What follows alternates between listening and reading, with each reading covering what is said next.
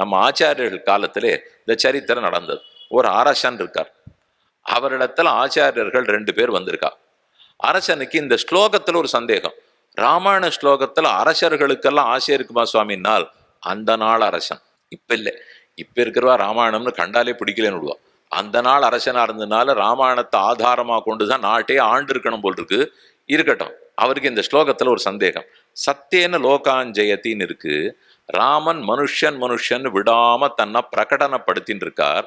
அதே போல சொல்லவும் சொல்லியிருக்கார். யாரு தன்னை தேவதேவன் நாராயணன் சொன்னாலும் கிடையாதுன்னு விடுவார்.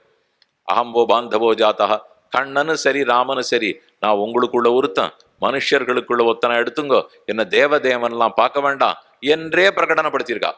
அப்படி இருக்குச்சு. இவ்வளவு தூரம் ராமன் மனுஷனா பிறந்து மனுஷனா வளர்ந்தெல்லாம் இருந்திருக்காரே, ஆனா ஜட்டாயுவுக்கு மோட்சம் கொடுத்துட்டாரே. ஜட்டாயு மகாராஜர் சீதையை ரட்சிப்பதற்காக சண்டையிட்டார். ராவணனுடைய சந்திரஹாசம்ங்கிற வாளால் அடிபட்டார், விழுந்துட்டார். குத்துயிரும் குலையுருமா இருக்கார். ராமன் தொட்ட உடனே அவருக்கு உயிர் பிரிஞ்சு போச்சு.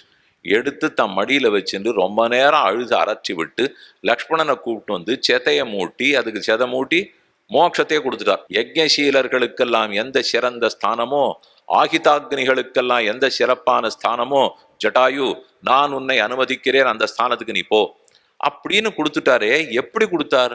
மனிதனான ராமன் முக்தி அளித்தது எப்படி? இதுதான் அந்த அரசனுக்கு கேள்வி. அவர் கேட்டுட்டார். யாரோ 2 பேர் ராஜாவை பார்க்க வந்திருக்கா.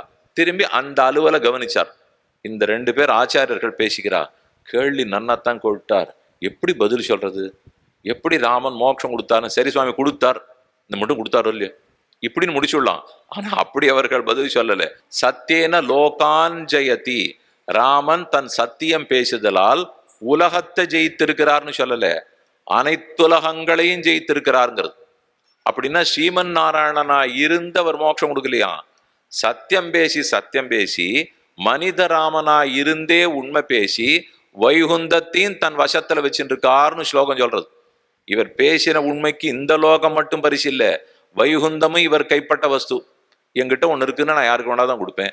அது இந்த லோகத்தை இருந்தா இந்த லோகத்துல கொடுக்க போறேன், அந்த லோகமா இருந்தாலும் அதையும் கொடுக்க போறேன். சத்தியேன லோகாஞ்சயதி. ஆக ராமன் மனிதனாக இருந்தே மோட்சத்தையும் கொடுத்திருக்கிறார். ஒவ்வொருத்தரை ஒவ்வொன்றை வச்சு ஜெயிக்கிறார். சத்தியத்தினால லோகங்களை ஜெயிச்சுட்டார். தீனர்களை எல்லாம் தானத்தாலே ஜெயிப்பார். தீனமா போய் கையேந்தினோம்னா என்ன வேணா தானம் கொடுத்துட்டு வரோம். தீனான் தானேன ராகவா குருன் சுஷ்ரூஷையா, குருக்களை எல்லாம் போய் தொண்டு செய்தே கவர்ந்துடு வரோம்.